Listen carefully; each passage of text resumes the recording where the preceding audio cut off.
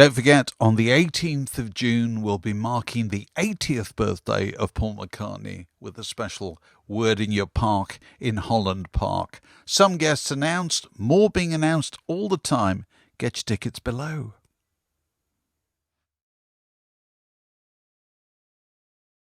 Welcome to another edition of Word in Your Ear, and an old pal of ours since our days back on Q Magazine, who's just written a very extremely colourful account, a very funny account too, actually, of the life and times of Radiohead and their music. And here it is. It's called Life in a Glasshouse. Fantastic to see you again, John. How are you, John Aizlewood? John Aizlewood. I'm just delighted to be here. Thank you very much for having me on again. Good man. Well, this is clearly the first interview you've done in your round of publicity. You retain your zest for the fray. You don't sound like a man who's just done 20,000 interviews. It's lovely to talk to you, John. You're champing at the bit. Absolutely. So look, there hasn't been much Radiohead activity. Well, there hasn't been much activity with a lot of people, really, for obvious reasons, but not since about 2016. So I'm assuming that the reason you wrote this was A, lockdown, and B, personal enthusiasm for the story and for the band. Well, lockdown was a major factor. I couldn't go out of my house in a very Radiohead-esque sort of way, I think. Absolutely, yeah. And there was a story which I don't think had been told. There'd been biographies in the very early days when it looked like they were going to be ordinary, although slightly grumpy pop stars. But there hadn't been something which had encapsulated their rise from the pubs of Oxford to the stadiums and arenas of the world, but also their musical journey from sounding like a frankly bog standard indie band when they were on a Friday and the very early stages of Radiohead to this extraordinary sound that they have, which simply isn't like anybody else. And these people, the people in Radiohead, are so unusual as individuals and as a collective that you just wonder, how did these people put themselves in this position? Well, so I want to ask a question. Yeah. I'm going to dive in. This is my key question about Radiohead. How long have they been going? Now, you're going to know this straight away. It's a long time, isn't it? How long? When did they start? I mean, it's a lot. They started in the early 80s as a going concern. But these are people, but they've been to school together. Yes. They've been to secondary school together. They dabbled in bands together. So it's 40 years. It's 40 years, not far off. Yes. So in which case, they're only kind of peers. They're the Rolling Stones, pretty much. U2, and that's about it. Well, okay, U2, good. Okay, another good example. It's their extraordinary, and the Rolling Stones, to be fair, have been through a few members, and been through an awful lot of ups and downs. Have Radiohead had similar ups and downs? Well, for a band whose music is so full of angst and tension and mental health issues, before mental health was trendy to talk about, before it was discovered. Yes, then the actual existence is almost without tension. No one has left the group when they settled. Which is amazing. It is extraordinary. When they settled on the lineup very, very early. You can't really count the school lineups. They settled on the lineup. No one has left. No one has threatened to leave. And that is absolutely extraordinary. And you can compare them in a sense with U2, and that's roughly very similar. But also in the first 20, 30 years of UB40, the band who came from the same location, right, and stuck together. And I think Radiohead are possibly the least gang-like people you could ever come across. But they are a gang, despite themselves. Yeah. They hate that. They hate being called a gang. Yeah. But they are. They really are.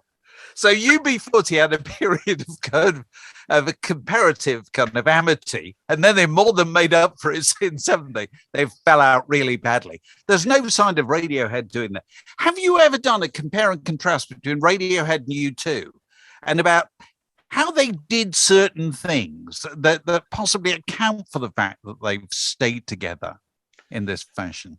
I think there are very few musical similarities, apart from the moments where you two do take chances and veer off, of which, of course, there have been several. But I think that the important thing, it's not what each individual brings to Radiohead, and this applies to you two as well, I think. It's to what the collective brings to the individual. And this means, I think, that in Radiohead's case, that everybody seems to have freedom to do whatever they want, whether it's to... Yeah, no, I was going to say, you read the book and you get the impression it's one of those rare groups where all of them really contribute to the way the songs sound, and they all play a part. Can you give us a really brief snapshot of each of the 5 members and what it is that they contribute? Well, I mean, you start with Tom, Tom, without question, is, of course, the first among equals. And he brings the obsessive musical desire, the lyrical vision, and also the look of any Radiohead product.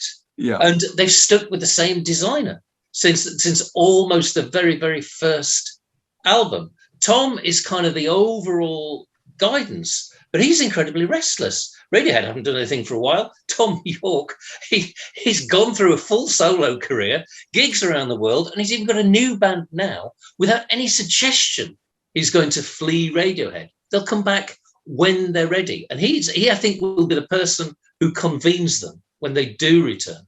And you have Colin Greenwood, the older Greenwood brother, the bassist. Now, his role model is, I think, Sterling Morrison, not in terms of musicality, but in terms of Sterling Morrison, who returned to academia after his music. Yeah, he went off and did a degree, didn't he? He taught. Sterling Morrison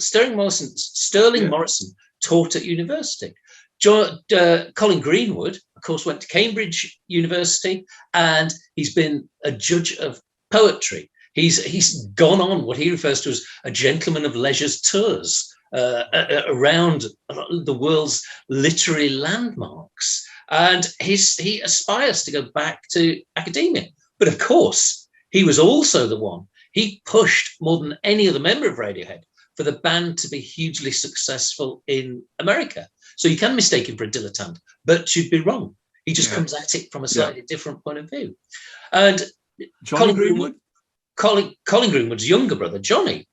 Now, he's much more shy and reserved than Colin, and in fact, most of the rest of the band. Now, he brings this musical adventurism. He's been a composer in residence, but he's made records of Indian music. He's done a fantastic reggae compilation. He didn't appear on it, but it showed someone who really understands this genre. And from long before Radiohead started, he was listening to contemporary classical music. And that, of course, has come through in both his solo work, the soundtracks that he does, and in his contributions to Radiohead. He's the one who I think makes Radiohead sound so different. He's the one who will push the musical boundaries. And he's, in a sense, the musical leader, as a way that Tom is a sort of spiritual guide. Yeah. Then you have Ed O'Brien. He was nicknamed Shabba after Shabba Ranks, presumably for his Loverman skills rather than his appreciation of reggae. And he's the kind of dark horse. You know, he's a Manchester United fan. He's someone. That makes him a dark secret. Oh, yeah, very wrong. He's someone. He travelled the world before and during Radiohead. He was the one who everybody laughed when he said, in 5 years' time, I shall take my family to Brazil. When Radiohead were at the absolute peak. And he did. He went and lived in Brazil for a while. And that influenced his really quite good solo album. But there's another side to him too. He's, I think, apart from Tom, who won't talk about it, he's the only member of Radiohead to actually open up about being in states of mental anguish. And I think him talking about it has certainly helped him personally, and it certainly helped his solo album and that time that he spent in Brazil. And finally, you have Phil Selway, the drummer. He, in a sense, he's the ordinary member, but that's really much too dismissive. He's the one who got a job as a sub-editor. He's the one who taught foreign sub. He's got a useful, what used to be a useful skill. Yes, when those things were He's now a watchmender. I'm sorry, I have to know, what was he a sub-editor on? He was a sub-editor for business publications in the Oxford region. Excellent. Carry on. And he's run a marathon. He's prominent. No, well, not prominent because you're not allowed to admit it, but he's a Samaritan, and he helps people. He helps people in that way. He's a patron of a theatre, but he's also someone who is incredibly stubborn, just as the rest of the other members are. Phil Selway is a person who, in the mid to late period, when Johnny and Tom were particularly keen on playing entire concerts of new material, mostly unrecorded, let alone unheard, let alone brand new, things that weren't even finished. And Phil was the person who said, guys, put a couple of things in people know. Go on. It makes sense. It'll be, trust me, it'll be better. So that's a very good rundown of the five of them. So if they were about to decide to do something next year, whatever, Glastonbury or God knows what, who was the decider? Who's the person who rings up the other four and says, what about so-and-so? I think there's a sense that they wait for Tom. You know, Tom's played Glastonbury incognito for the last couple of years. You know, he played with his new band, The Smile, and I think there's a sense that people in the band will put what they're doing aside. If they're doing anything, they'll put that aside, and when Tom says, "Shall we do this?" then they will. But if someone says no, I don't fancy it, I cannot possibly imagine a situation where someone would be overridden. But because the band play in so many different combinations, in so many different groups, in a sense, it doesn't matter. If Phil says no, then that's all right, because Ed can come with Johnny and Tom, and vice versa. Any combination almost of Radiohead members can do something together. And that's part of the strength of the collective too. So I'm not not digging for dirt at all, but are they unique in rock history, having been together so long and not a whiff of scandal? Or, you know what I mean? Nobody's been in the tabloids or anything, have they? I don't know, because I mean, you too. You know, Adam had his little moment. Yeah, there's always somebody who just kind of cracks, and they just take their eye off the ball for the moment. But nobody goes out with Naomi Campbell or something. That. No scandals. Yeah. No, they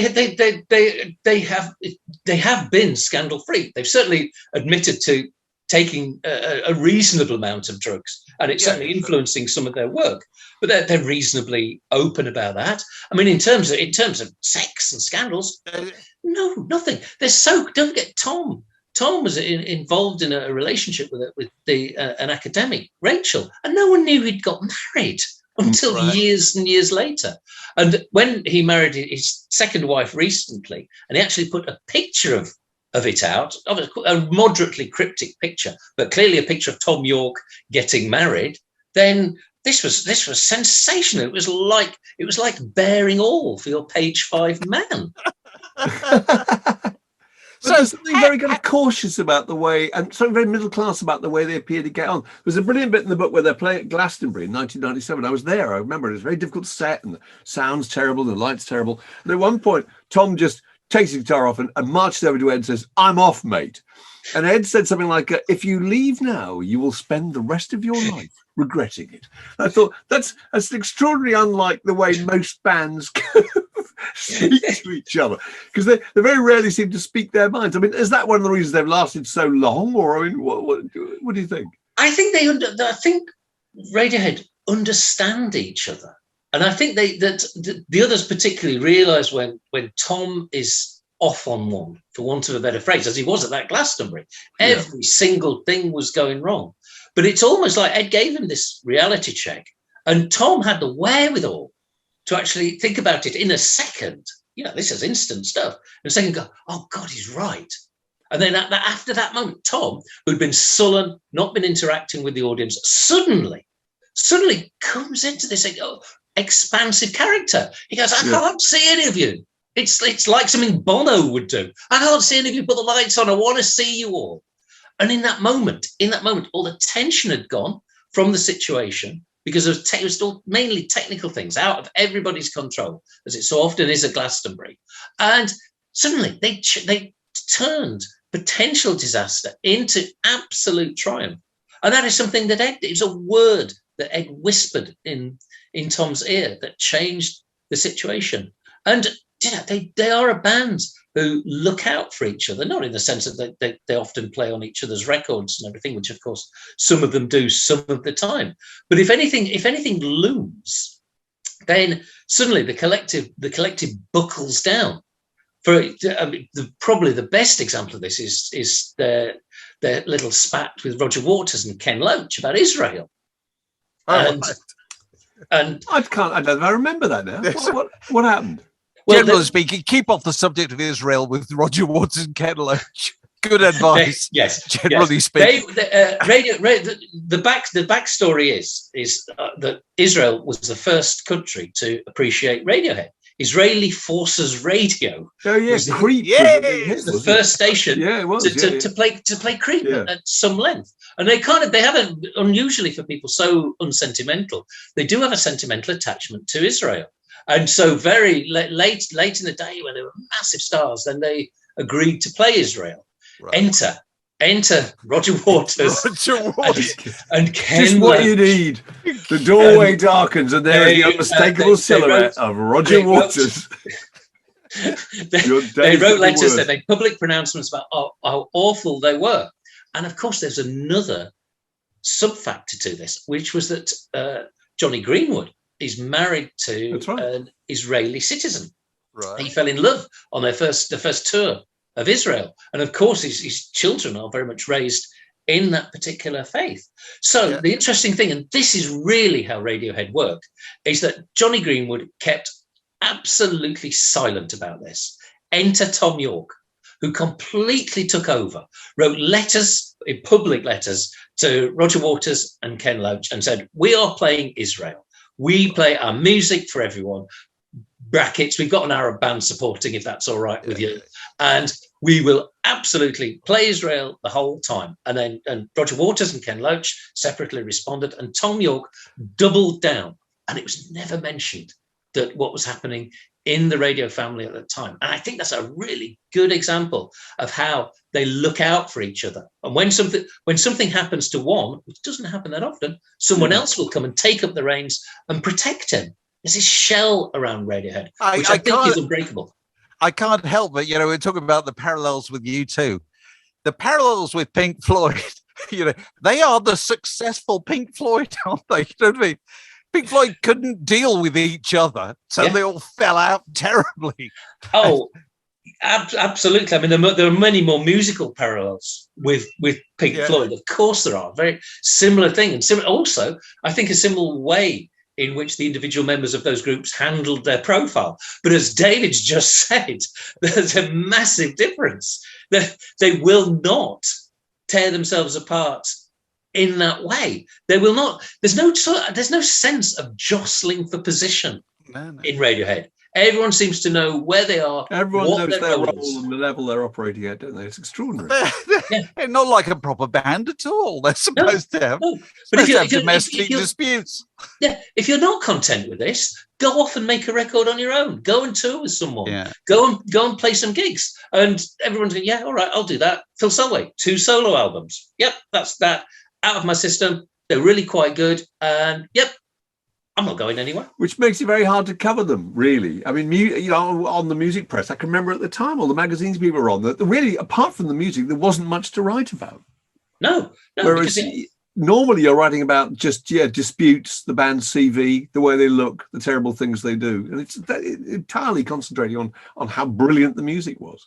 Yes, and that is, of course, what they wanted. And in a sense, it's the ideal situation for them. They do. Yeah. Obviously, they're all fabulously wealthy people. Of course they are. But with the exception of Tom, then I think you could walk past them all on the street. I know it's a cliche, but I'd imagine that you can. Oh, you could.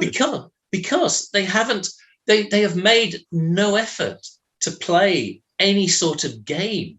And this has been incredibly frustrating for record companies. The more elusive they are, the more records they've sold, the higher level their concerts have gone. So it hasn't been damaging. Explain that, because that's really interesting, I think, because, you know, the more adventurous, the more extreme the music became, the more popular they were. So what other groups are in the same trajectory?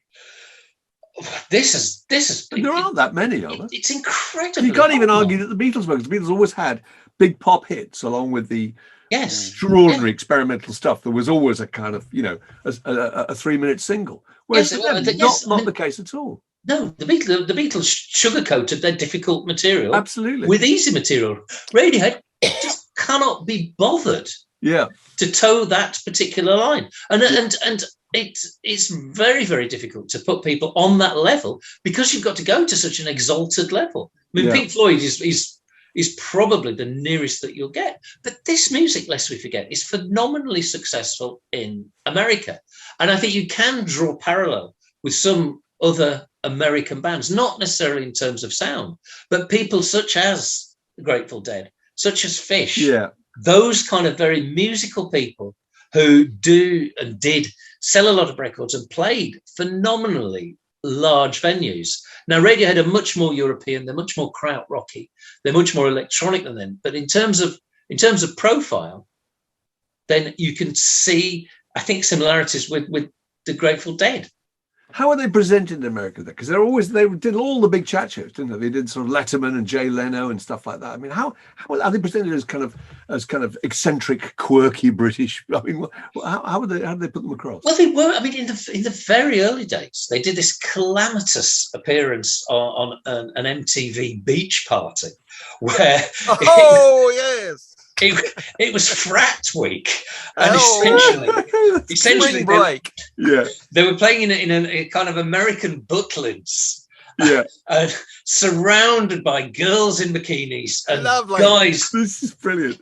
And guys who looked too sexy for their own torsos. Is this on YouTube, by the way? This is there. It is available on YouTube. I think they were probably doing Creep. It was certainly in the very, very early days. And this was just after they'd been to the American record label, which simply had spurned them, didn't really want to put the first album out. Suddenly, Creep was this fluke hit. They marched into their American record label and they found every employee wearing T-shirts saying, "I'm a creep."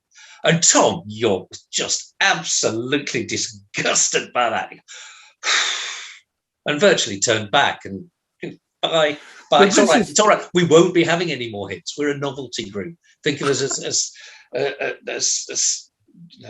Bluest Sum or something. But this is part of the rich texture of Radiohead, because I can remember them playing a smash hits poll winners party. Do you remember that, Dave? I do. And they were, I think, alongside Take That and Boyzone and stuff, and they played My Iron Lung. Yes. Why not? I remember thinking, this is brilliant, because EMI, I mean, all credit to EMI that they understood them and supported them and let them put out singles called My Iron Lung in the first place. But to play it, I mean, do you think that was a good thing to do? I mean, got them a lot of publicity. Was it the right kind of publicity? I mean, the thing is, well, obviously the smash hit readers, of course, highly intelligent, highly discerning, probably not quite ready for a song called My Iron Lung by a group who sounded like Radiohead with the best will in the world. You know, they were no early stages wet. They were no Take That. They were none of those people. They were very, very different. But it seems as though whatever Radiohead did, and they had to play the game in those early years, they really did. There was a genuine danger that EMI might drop them after the first and second album. So they did play the game as much as they could, and they knew that they were doing it. But once they started to sell records with OK Computer, arguably one of the great albums of the era, then they were so well attended, they were so well attuned to the situation that they didn't make mistakes which cost them commercially. Yeah. Which doesn't mean that every album sold more than the next, but it did mean that they were suddenly an established arena stroke stadium act with this significant back catalogue that people adored. And yes, there was a cult element to it, but it was a giant cult. Hence, yet again, that idea of the Grateful Dead. And of course, that's why they appeared on all those all those chat shows. And occasionally there would be attempted slightly awkward banter, but it didn't matter. Yeah. People had heard of Radiohead. They wanted to know a little bit about them. And if you are watching Conan O'Brien or Letterman as was, then you're probably a little bit interested in the cultural phenomenon that is Radiohead. But also, I think it's important to say too that they didn't diversify. They didn't do what big groups do. They didn't start a record label. They didn't sponsor other groups. They didn't go into mass production of other people. They didn't do sidelines other than the occasional video, the occasional documentary, but that was always done in-house. Yeah. And they didn't have a management, I think, pushing them to do those sort of things that weren't appropriate, weren't suitable, and would distract them. And I think diversify them too much. There's enough diversification with the music that they're making. Yeah. So, is there must be a management? Yes. Well, they have reasonably high powered management, but they stay in the background.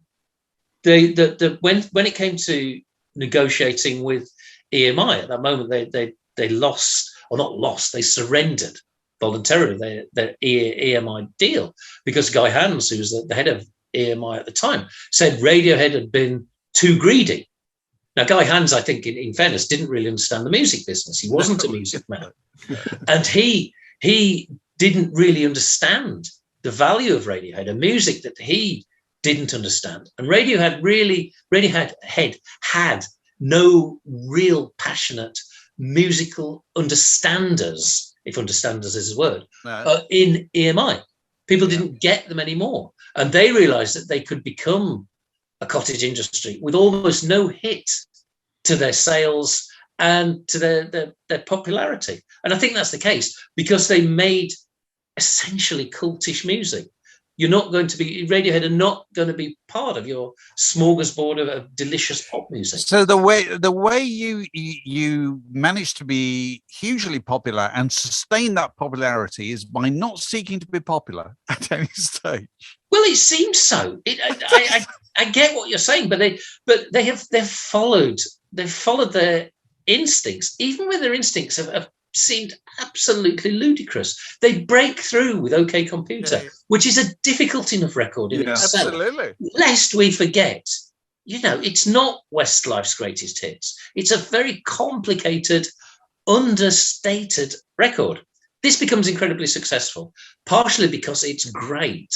We mustn't forget this, that a lot of their success is due to good music. What do? Do they make OK Computer 2? No, that'd be too easy. But do they extend OK Computer? Make like OK Computer, but better, like, frankly, I would? No, they go in a completely different direction. Direction. At that point, they're on the tightrope. This is the first time they've broken through in this way so massively across the globe, and they reject everything that they've done. But at the same time, don't forget, they keep the same personnel in the band. They keep the producer, Nigel Godrich. There's continuity in this, but they realised, or they not realised, because I don't think it is a realisation. They decided that making OK Computer was the wrong thing to do. So we're going to make two pretty difficult albums at the same time and bung them out, and people will go, They decided it was the wrong thing to do because it was so successful. They must have decided they just simply didn't want to replicate it. They didn't want to replicate, but they didn't like the way in which they were popular. It made them feel, particularly Tom, uncomfortable. This is a first world problem. You have popularity, you don't like the way that you've become popular. Yes, exactly. There are worse things. Exactly that. But it wasn't for Tom. This caused Tom a lot of mental anguish because he was the face of the band. Yeah. And because he didn't want to, I hate using phrases like this, but he didn't want to sell out. Just as Johnny didn't want to sell out, and he was really uncomfortable with this arena, the arena circuit that they were playing. Johnny's reaction to OK Computer was to want to leave EMI and play small clubs. And again, someone had to whisper to him quite carefully, Johnny, can't do this, mate. Look how many records you've sold in the past year. You can't play clubs anymore. EMI, not actually that keen that you go right now. And they've got these contract things that would probably make you and the next 7 generations of your family destitute if you choose to do that way. He felt terrible about it. And he didn't respond with such anxiety as Tom did. And eventually he knuckled down, and eventually he started to enjoy playing the stadium circuit, because he essentially set up a dressing room like some kind of gentleman's lounge. If there were pipes to be smoked, he would probably smoke a pipe in that room before playing this wild, electronic, difficult, fabulous music. Yeah. So what do you think they'll do next, if you could guess? That's the point. I can't guess. They made it. There's so many things that they can do that, if it was left to Tom York, clearly there'd be a hardcore electro act without melody, but with a lot of feel. But it's not left to Tom. If it was left to Johnny, they would go in a much more classical direction. If it was left to Ed, and I think Colin too, they'd be a more guitar-y band. And you don't know with Radiohead at any given point which direction is going to win through. Sometimes this is why their recordings are so difficult. Sometimes they go in one direction, record or at least make a lot of music, and decide that direction's wrong, and then they completely change. That's why in times, even when they were very busy in the studio, things took ages. Because there's a spirit of perfectionism, but that sounds a bit trite. But I think every time they go into the studio to do a new project, they don't seem to know what they're doing. They don't seem to know what they want. And I think this is because they need to reconvene. Everyone needs to come in and pitch in ideas and say, look, this may be the way forward for this. And they don't repeat themselves, but they certainly do go back to some of their past. But a lot of the songs on the newer material are radically reworked versions of songs that they've been doing a decade or so ago. They have a go with stuff, it doesn't work out, they leave it, but often they don't forget.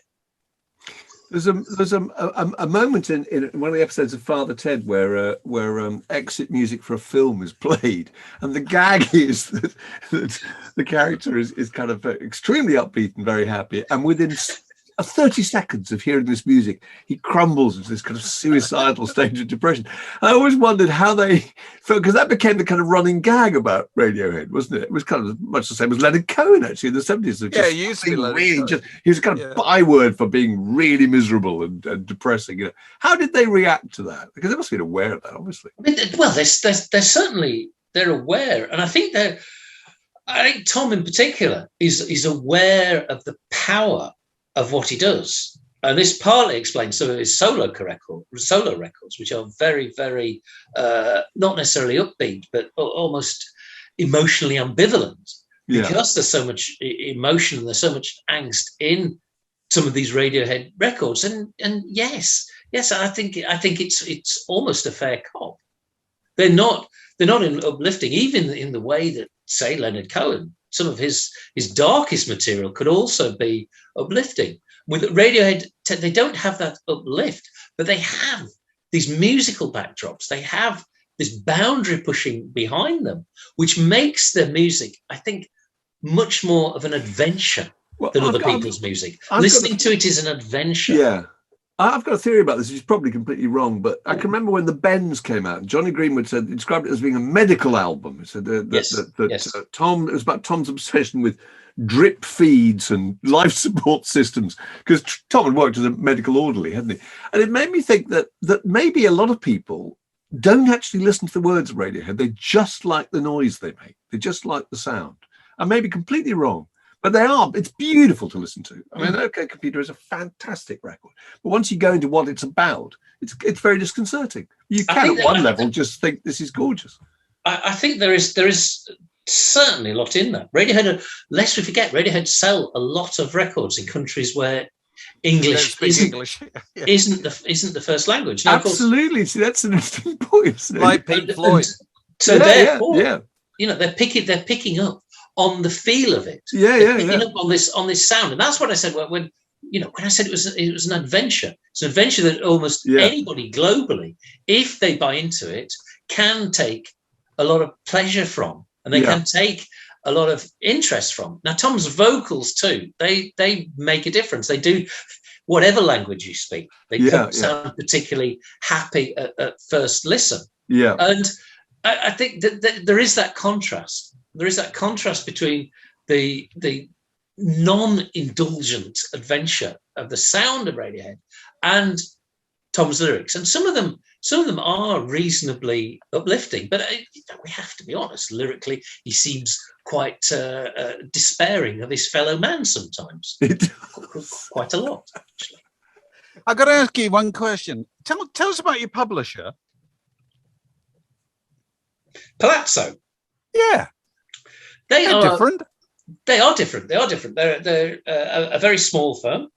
They specialize. They specialize in, I think doing high quality, well written books. That's what I'd like to think, and that's certainly that's what they told me. But they said also we'll have you as well if you want, I suppose. Right. And then the idea, I think, is to do something that is well presented, that looks good, is as well written as someone like me can make it, that also will sell in other markets too. That it is a universal proposition, and it's not written for a British reader, which obviously is extremely handy when you have a globally successful band such as Radiohead. So they're I mean, niche publisher isn't fair, but they do film books too. They do all sorts of different, much more artistic books as well. Right. I mean, I find them as an author very, very helpful and encouraging. Good.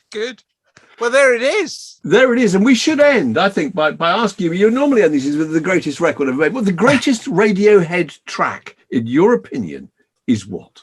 Well, I'm afraid I'm going to have to give a long-winded answer. I know you're looking for succinct and exciting, but one, I will give you Everything in Its Right Place. But two, that will change tomorrow. And three, I don't care. And I mean that not in a passive-aggressive way, it might sound, but I don't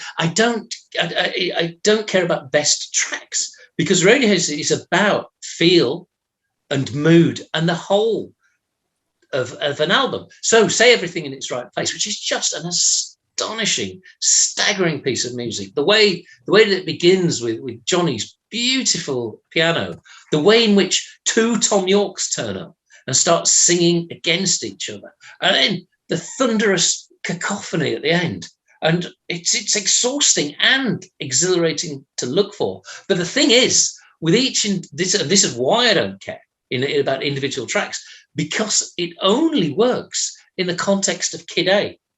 And I think each Radiohead track, and this makes them, I would posit, possibly unique, each track only makes sense within the context of its parent album, or in the context of a concert when they juggle everything about that. They spend so long working out what order to play songs. And for a band who changes their set list every night, it's quite difficult. But they understand that too. So if you see Radiohead in concert, then it's the whole set, the whole feel, the mountains and the troughs that count, not the individual tracks. So therefore, it doesn't matter what they play, which is good for them, because that's why they don't play Creep. Absolutely. They don't, do they? No, that's true. Okay. John, Very it's been good, a delight, as ever. That was a lot of fun. And it's available now. Yes, it is. Thanks for coming on. It's called Life in a Glasshouse, and, in all good bookshops, etc. Yes. Fantastic.